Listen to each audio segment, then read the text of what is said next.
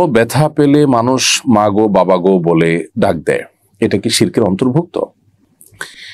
এরপরে প্রশ্ন হলো, স্বামীর স্বেচ্ছাচারিতার কারণে পেটের সন্তানের জন্য বদদোয়া করি, পরে সে পেটেই মারা যায়, এ নিয়ে আত্মপীড়ায় ভুগছি, আমার বদদোয়ার কারণেই কি সে মারা গেছে? এখন আমার করণীয় কি? প্রিয় বোন, আপনার প্রশ্ন উত্তর হলো যে স্বামী স্বেচ্ছাচারী ছিল, অত্যাচারী ছিল, জালেম ছিল, সেজন্য আপনি পেটের সন্তানকে বদদোয়া করাটা আপনার বোকামি হয়েছে এবং ভুল কাজ হয়েছে, অন্যায় কাজ হয়েছে।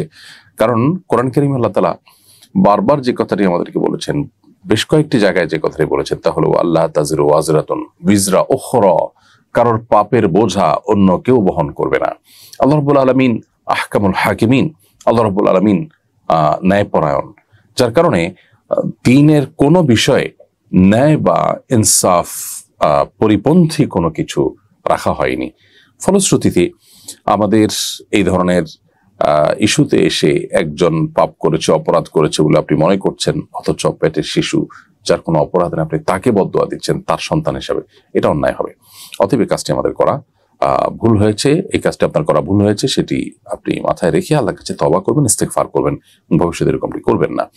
কিন্তু এরপরে সন্তান যে মারা গেছে সেটা আপনার বদদোয়ার কারণেই মারা গেছে এমনটি তো নিশ্চিত নয়, যার কারণে আপনি অতিরিক্ত আত্মপীড়ায় ভুগে যদি আপনি যদি মানসিকভাবে ভেঙে পড়েন এবং মনোবল হারিয়ে ফেলেন, তাহলে সেটা আপনার জন্য ভুল কাজ হবে। আরেকটি, বরং এটি আল্লাহর ফয়সালা, হয়তো তার হায়াতে পর্যন্ত ছিল সেজন্যই, হয়তো না নিশ্চয়ই তার হায়াতে পর্যন্ত ছিল সেজন্য সে মারা গেছে।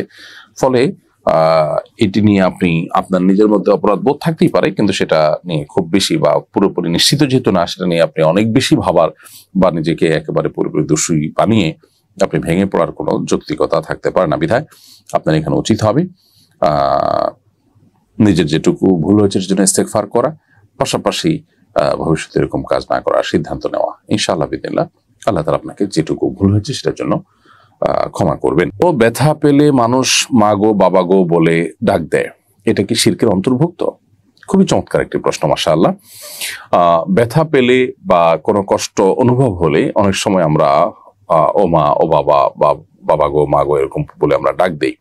এই ডাক দেওয়াটার মানে এই নয় যে আমরা বাবা কিংবা মায়ের কাছে সাহায্য চাই, তাদের কাছে অলৌকিক কোনো সাহায্য চাই, দূর থেকে তারা আমাদের কিছু করতে পারবেন এরকম বিশ্বাস থেকে আমরা বাবা বা মাকে ডাকি না, এবং তারা আমাদের অলৌকিক সাহায্যকারী এরকম যেহেতু আমরা মনে করি না, সো আমরা ডাক দিই শুধুমাত্র ব্যথা হলে তাদের কথা হয়তো স্মরণ হয়, তারা অনেক বেশি মায়া করেন, মমতা করেন, সেই জায়গা থেকে তাদের তারা থাকলে চোখের সামনে তারা হয়তো স্নেহ করতেন, মমতা করতেন, এরকম একটা অভ্যাসগত ইস্যুতে পরিণত হয়েছে বাবা গো মা গো ডাকটা।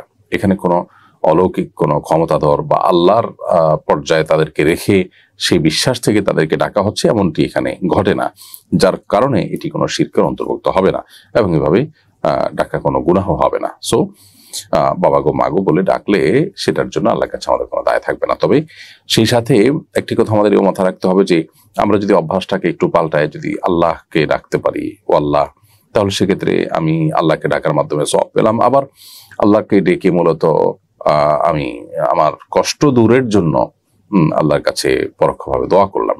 অতএব সেটা সন্দেহাতীতভাবে অনেক ভালো অভ্যাস হবে, সেটাকে আমরা গ্রহণ করতে পারি এবং সেদিকে যেতে পারি। কিন্তু বাবা গো মা গো বা এরকম কোনো ডাক দিলে সেটা শিরক হওয়ার কোনো কারণ নেই।